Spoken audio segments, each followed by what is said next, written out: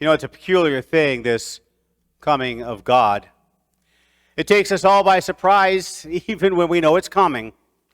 After all, we know the narrative. We're not surprised and perplexed like Mary was when she heard all this news. We know the whole narrative. We know it cover to cover, start to finish. Yet somehow, each time we hear it, we are always touched in a different way. It's like your favorite song, the one that makes you cry every time you hear it. You know the words, you know what's coming, and then somehow you're surprised how on cue the tears start flowing. Did you know that there are actually two versions of the Christmas narrative in the New Testament? And actually, dare I say, three. As Christmas Eve, I will be preaching on John chapter 1, verse 1 through 5. In the beginning was the Word, and the Word was with God. But this time, I'm talking about Matthew and Luke. So, this is not a sexist thing.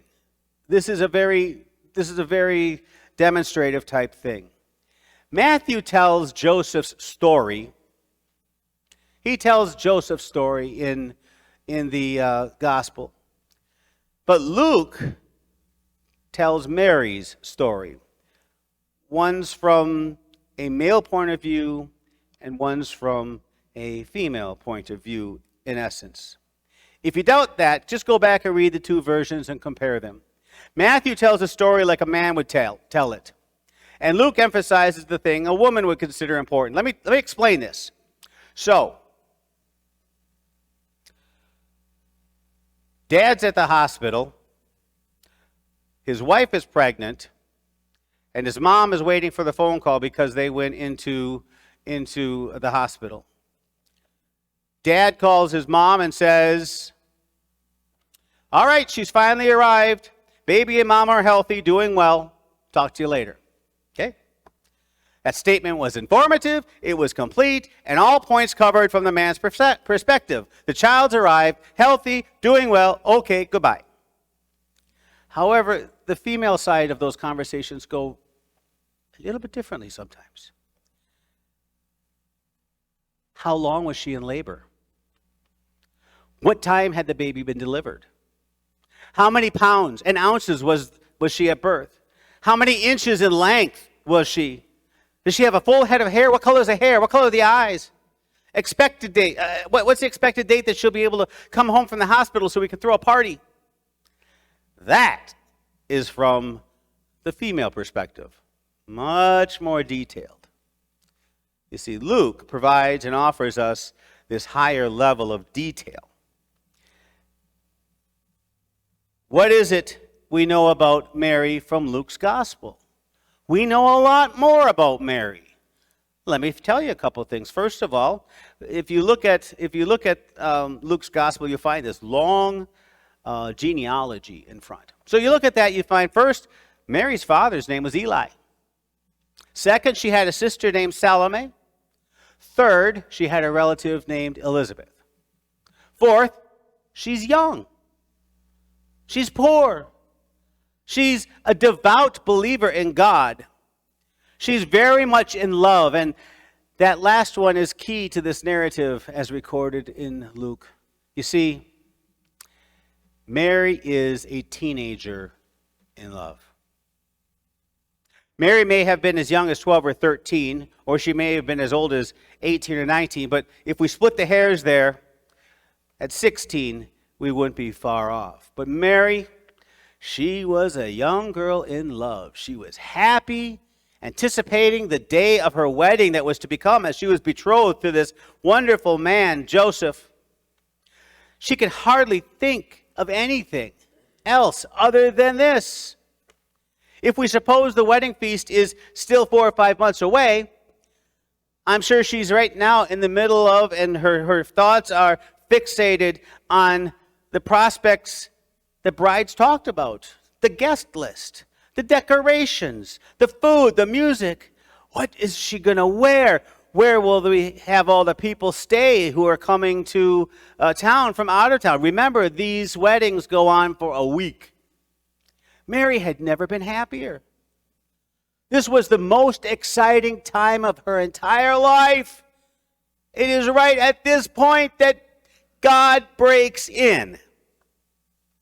He's about to ask an unknown teenager girl to take part in something that is so shocking as to be totally unbelievable. What God asks Mary to do will change her life and our life forever. I kind of wonder, how does Mary's story speak to you this Advent season? Just over a week from now, on Christmas Eve, it would seem rather odd if we did not hear from Mary at all. After all, there would be no Jesus. There would be no Christmas if this hadn't taken place with Mary. How amazing it is that this young woman, no older than any teenager, would be the one that God chose to change the world. Imagine her horror. Imagine the surprise when she received the news. What are you talking about, angel? You calling me a favored one? Who, me? You must have the wrong person, Gabriel. God would never choose me. How often have you heard those words come out of your own mind or your own mouth? God would never choose me. I imagine there's more than one of us here who has thought, if not said, those words out loud. God would never choose me. And why is that? What makes you or me any less worthy to carry out the will of God? Well, this is precisely how Mary felt. She couldn't believe what the angel was telling her because she could not accept her own worthiness.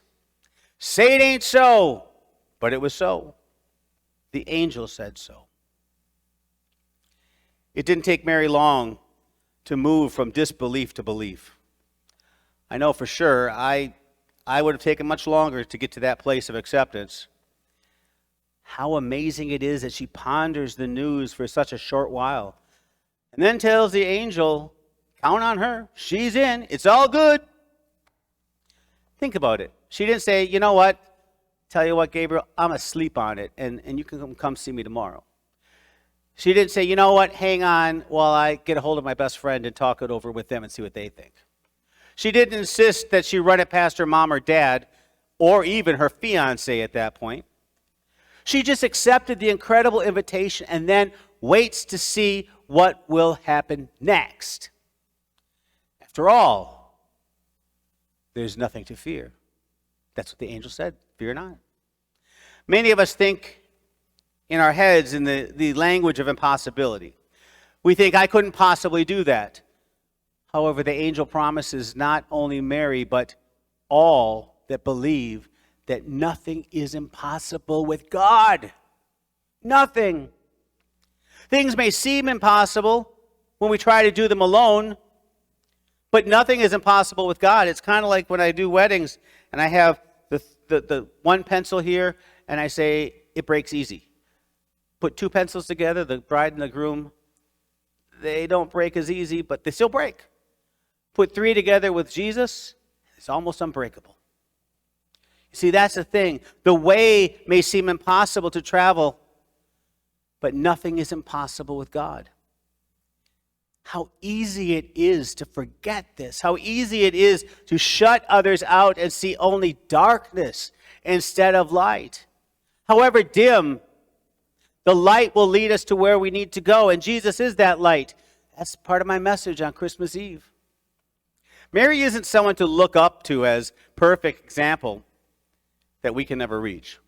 Mary was one of us. She was one of us. Let's not get that wrong. We do not pray to Mary. We do not say incantations to Mary. We do not put Mary on this high pedestal. However, we see her step out in faith, and we realize that we are called to the same kind of risk-taking faith. Without faith, if you think about this, without faith, Mary would not have accepted the words that Gabriel had for her. She would have told God that she was too young or not ready. Without faith, she would have said no to God's great plan for her life, and Jesus wouldn't have been born. Think about that for a moment. God relied on the faith of one young teenage woman, Mary. And because of her faith, he was able to bring us his son, Jesus.